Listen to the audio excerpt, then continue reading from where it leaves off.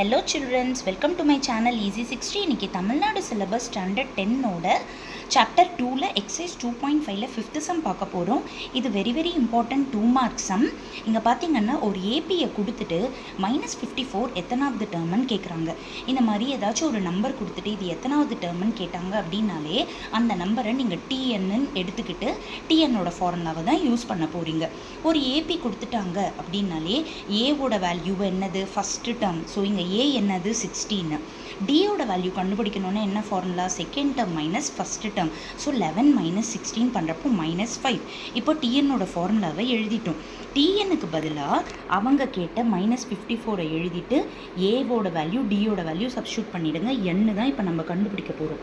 இப்போது 16 -5ஓட உள்ள மல்டிப்ளை பண்ணுறப்போ -5n + 5, 16ம் 5ம் ஆட் பண்ணுறப்போ 21, -5n இப்படி வரப்போ 5n, -54 அப்படி போகிறப்போ +54, இது ரெண்டும் ஆட் பண்ணால் 75.